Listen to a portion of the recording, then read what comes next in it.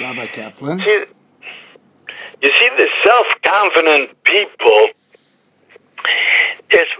from childhood on, there's this feeling that that's the world.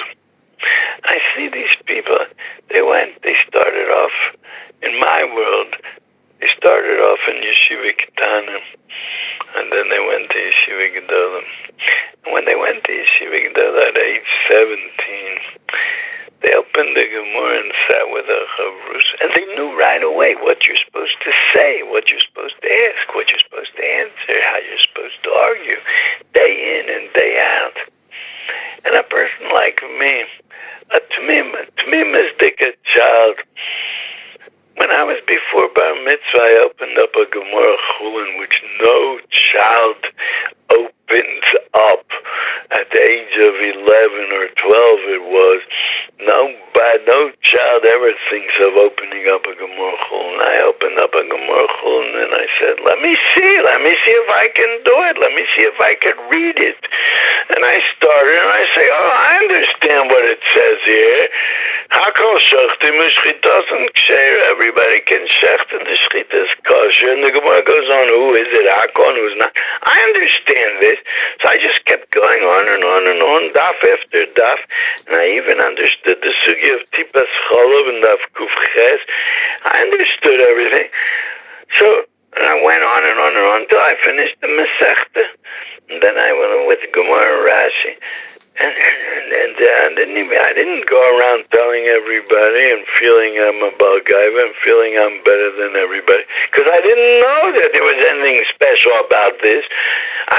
What did I do over here? I opened up a Gemara and I read. So what's the big thing? Anybody can do that. I didn't even think, why doesn't anybody else do it? I didn't think. Nobody told me to think about that. And the same thing.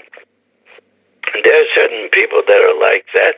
They go, and then afterwards I went to yeshiva, and I see everybody's arguing and discussing. I mean, what's there to discuss? I read the Gemara and it made sense to me. So what's there to discuss? They knew what to discuss. And later on, some of them went on to become Magidei Shiurim, and they wore fracks, and they became choshev people, what I call mutzlachim. And there's others that they stand aside and they don't know, well, what am I supposed to do? What am I supposed to do? It's hard for me to believe that nowadays there are such people. I don't know, maybe there are, or maybe there aren't. They deny to themselves that they're such. But that's what the situation was. That's part of the tragedy of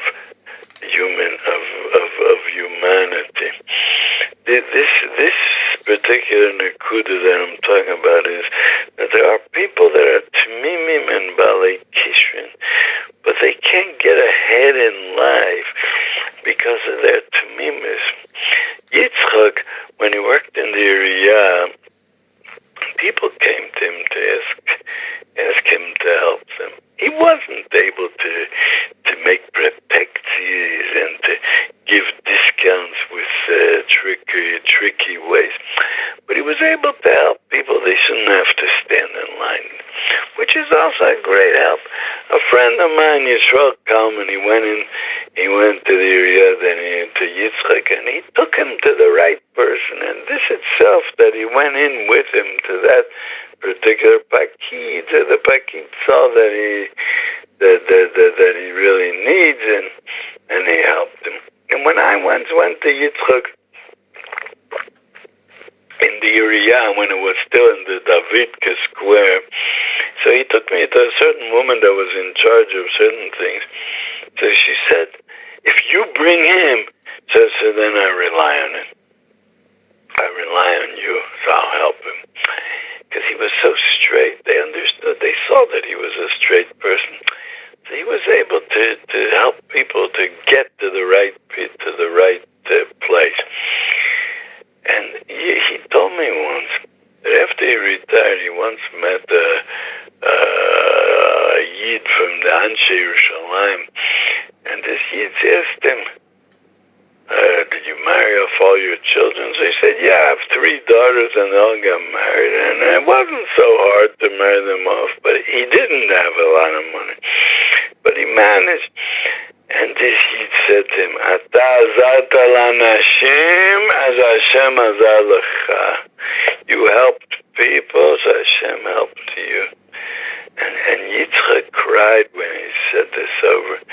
He said to me, what, I helped people? I didn't know that I helped people. People came and they asked me something, so I answered them. They asked, who do you go to with this problem? So I took them to that person. What do you mean I help people? If somebody asks a question, you don't answer them. Of course, there are some that don't understand what I'm saying now. What do you mean you don't answer them? Why do I have to answer you? Why? I'm busy with my thing. That's not my job. You want to know who to go to? Go to the information downstairs in the entrance of the building, and they'll tell you who to go to. I'm busy with my work over here. Some people, you ask them, what's your birthday? What's it your business? What do you care? Or they just don't answer, or things like that. Or other kind of questions ask. Rabbi Caplan. What? Just to put in a story, I heard from a person once. He went to mercaz and he was lost. So he started to go into a store, and he sees on the store, Po Lo Modein. Oh, right. But that's what that means. That here it's not information. That if people go by and they don't know where to go, so since this store is close to the entrance, so they go into that store to ask. So he said, this is not information over here. What do you mean it's not information?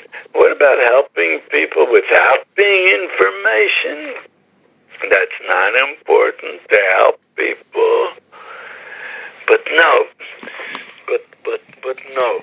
If you don't have the official job of being the information, so what's the reason to answer the people? And he cried. There were tears in his eyes when he said that. I didn't know that I helped. That mamish was his words. I didn't know that I helped people. What are you saying to me? That kind of tzvimus and that kind of yashrus is what went away this week. I know that nobody knew this person. He lived in his corner in Beit V'Gam. But I see in this story a limud for what life is. That means what Olam Hazeh. It's important for us to remember. We're living in Olam Hazeh, which the Tanya says, I think it's Perek Lamed Vov, Choshech Koful Umechupo. This world is darkness and double darkness. It should have been that everybody who has something special should shine like a star. Just like the stars in the sky shine, people should shine. And actually, Be'emes, every person has something special, unique about them. Just imagine that the uniqueness of a person would shine. That you would see, oh, this person has this person has that. We'd go, a person, there are different kind of foods in the world Hashem created. And we see each food, we see it, we right away remember and we feel the taste of that food. We get a feeling of it just from seeing it, its color. Right away our imagination remembers and feels what it feels like to eat that food. It could have been like that with people also. Every individual's uniqueness would shine out. And you would see, oh, this person has this uniqueness. Let me talk about it with him. Let me see what I could get from him, how he could help me in his way, or what I could give him in my way. And Hashem made the Hesped upon him, the Choshech Koful Umechupo. It's so great that we don't see that. And a person walks around in this Olam Hazeh, maybe a little bit looking like he's not min ha-yishuv. Yitzock used to hold his pants when he walked in the street so that it won't fall down. People there thought that he's what the Mishnah calls Eino min ha-yishuv. But it wasn't like that. He had his uniqueness and his specialty. And the tragedy of Olam Hazeh is that the darkness covers up on all that, and the only ones that their uniqueness shows, and they become leaders of certain parts of the community, or in certain inyonim in the community, are those that know how to push themselves, and that's the tragedy of Olam Hazeh. On the other hand, do we know what success really means? Maybe somebody that's in the area and he helped people in his own way. And another thing I just remembered, he told me that whenever yeshivish people came, so all the pkidim over there knew to send them to Yitzchak because he talks their language, he understands them. Maybe the fact that there's somebody in the area that can help people, maybe that's called success. Maybe that's called an accomplishment. What do we know? We have an Olam Hazeh look at things. A big doctor, that's called success. A big Rosh Yeshiva, that's called success. But what about helping people in the area? So you might say, okay, help people, but he didn't help that much. He wasn't somebody that was sitting there like a asking tziburi that's always helping people. He helped a few people once in a while. Do we know how to measure things? Do we know how much success is considered success? We know very little about anything.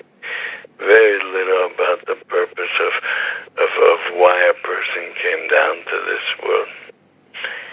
And it was very saddening to me that he suddenly left this world. I went to visit him the day before he died, and I was preparing a chabura about it. I'm saying now chaburas on the Chofetz Chaim. I came up with this unique idea to say chaburas on the Chofetz Chaim, and I'm very, very. I feel I enjoy it very much. And every piece over there, if you start thinking about it, you find ideas in about life, about Ben Adam Lachaveru. And I said to Yitzchak, and I think, and I tried to explain a certain thing with this, that it could be sometimes there's a chashash that something will go wrong, which is very, very far the chashash that this mistake is going to happen, that this thing is going to happen. The chashash that something will happen is very far out. That somebody will cross a bridge and the bridge is going to collapse in the middle. It's a very, very 1 in a million chashash.